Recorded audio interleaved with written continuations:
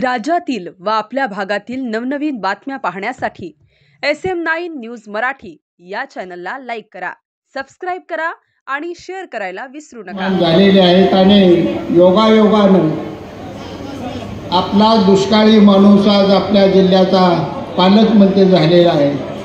असे जयकुमार गोरे साहेब तथा जयाभाऊ आदरणीय आमदार अवताडे साहेब, आमदार खरे साहेब, या तालुक्याचे तरुण आपले डॉक्टर बाबासाहेब देशमुख, माजी आमदार आदरणीय दीपक आबा साळुंके पाटील, जयंती उत्सवाचे सर्व पदाधिकारी, नेते मंडळी, शिवसेना भाजपचे नेते मंडळी, आमचे जिल्ह्याचे अध्यक्ष आदरणीय बाळासाहेब केदार, सर्व इतर तालुकाध्यक्ष दादासाहेब लावटे, गुंडादादा खटकाळे, सागर पाटील, सर्व शिवसेनेचे पदाधिकारी, महेश साठे, साईनाथ अभंगराव, ज्यांनी आरोग्य शिबिर चांगलं घेतले ते माझे लहान भाऊ मंगेश चिवटे, जमलेल्या माझ्या तमाम भगिनींनो आणि माझ्या तरुण सहकारी मित्रांनो, शेतकरी बांधवांनो, आंबेडकर विचारधारेच्या चळवळीतील जनतेने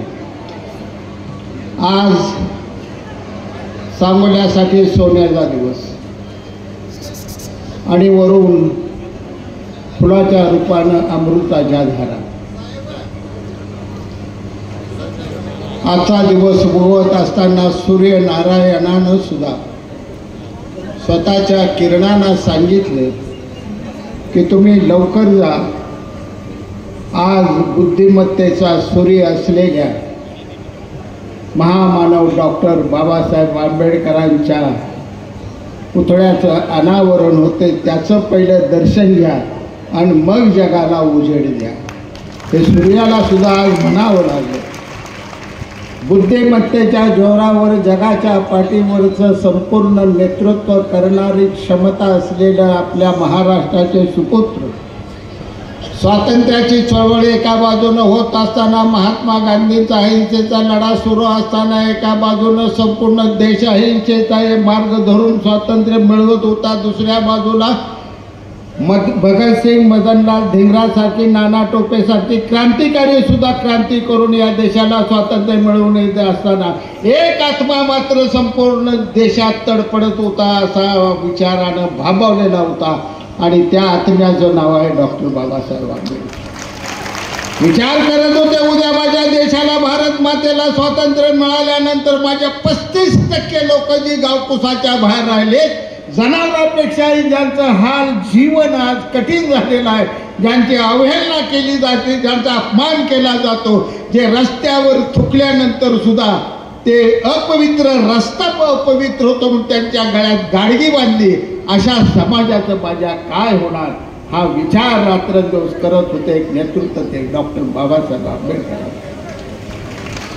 पार्लिमेंट परिषदेत बाबासाहेबांचं भाषण वजा घटना ज्यावेळी बाबासाहेबांना सादर केली या देशाचा विचार करताना, घटनेच्या वेळी पार्लिमेंटमध्ये केलेले ते आवर्जून तुम्ही भाषण वाचा, भाषण वाचा। त्यांचं पाटबंधारे मंत्री असताना या देशाचा संपूर्ण पाटबंधारे आराखडा डॉक्टर बाबासाहेब आंबेडकरांनी तयार केला, ऊर्जा खात्याचा आराखडा डॉक्टर बाबासाहेब आंबेडकरांनी तयार केला। ज्यावेळी सुशील कुमार शिंदे ऊर्जा मंत्री झाले त्यावेळी दिल्लीत गेल्यावर मी त्यांना एकच सांगितलं, ऊर्जेचं बाबासाहेबांचे विचार पुस्तक भेट दिलं असेल हे वाचा, देशाच्या ऊर्जेचे प्रश्न मिटून जातील। एका बाजूला घटना लिहिली, एका बाजूला देशाची चौफेर पाटबंधारे असो, मजूर मंत्री असो, ऊर्जा मंत्री असो, या सर्व ठिकाणी त्यांनी देशाची तमाम जनता डोळ्यासमोर ठेवून काम केलं।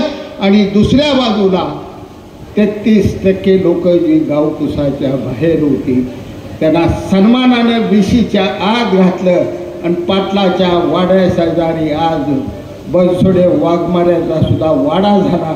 हे काम केलं ते बाबासाहेब आंबेडकरांनी केलं आणि म्हणून हे स्मारक नाही आमचं साहेब, मी नतमस्तक आहे, तुमचं दर्शन इथून घेतो। पत्र वाचलं सुद्धा तुम्ही नव्हतं, फक्त मी तुम्हाला कानात तोंडी म्हणलोय साहेब बाबासाहेबांचं स्मारक उभं आहे, 2 कोटी पाहिजे। एका क्षणात साहेबांनी सही मारली, सहस्त्र बुद्धीला सांगितलं 4 दिवसात सांगोल्यात पैसे गेले पाहिजे, तुम्ही दिलेल्या पैशामुळं हे स्मारक उभं आहे. हे स्मारक आहे आमच्या तरुणांसाठी उद्या प्रेरणा देणारे. हे स्मारक आहे माझ्या विद्यार्थ्याला स्फूर्ती देणारे. हे स्मारक आहे समतेचं आणि समतेसाठी बांधिलकी मानलेले महाराष्ट्राचे उपमुख्यमंत्री एकनाथ शिंदे साहेबांच्या प्रेरणेतून उभा राहिलेले हे स्मारक आहे. साहेब आम्ही सगळं वेळ घेत नाही कुणाकोणी, पण कुणालाच दिलं नाही एवढं तुम्ही मला दिलं.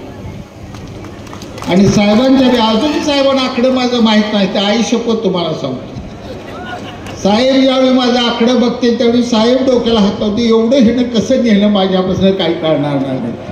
5,500 कोटीचा साहेब निधी आहे. 5,500 कोटीला 1 रुपया कमी नाही.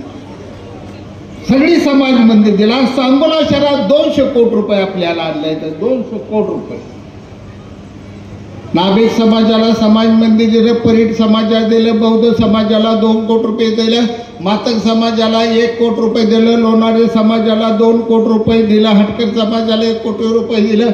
या ठिकाणी पैसे सर्वसाधारण प्रत्येक घटकाला या ठिकाणी पैसे दिलं.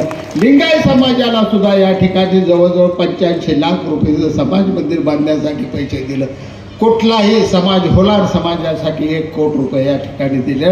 होलार समाजाचं महामंडळ फक्त सांगोल्याच्या कार्यकर्त्यांनी माझ्या पाठीवर ससेमिरा लावला. शिवसेनेच्या मेळाव्यात साहेबांनी जाहीर केलं होलार समाजाला मी महामंडळ देणार. शुक्रवारी मेळावा झाला, शनिवारचा सुट्टीया दिवस गेला, रविवारचा सुट्टीया दिवस गेला आणि सोमवारच्या कॅबिनेटमध्ये एकनाथ शिंदे साहेबांनी होलार समाजाच्या महामंडळाचा GR बाहेर काढला. मी बाहेर बसलो होतो. फडणवीस साहेब आणि शिंदे साहेब बाहेर आल्या दोघांनी सांगितलं, बापू ही GR घ्या, तुमच्या होलार समाजाचं काम झालं. कार्य तत्पर असे हे मुख्यमंत्री. आज फडणवीस साहेब तेवढ्याच जोरानं राज्याचा कारभार करतात. त्यांच्या खांद्याला खांदा लाव शिंदे साहेब आज काम करतात. कुणावर टीका करायचे राजकारण नाही, वेळ नाही, इथंच थांबतो. फक्त जाता जाता एवढं सांगतो, आज साहेब आले, उद्घाटन झाले. हा दिवस तमाम सांगोला वासियांसाठी अजरामर अविस्मरणीय असा दिवस राहील.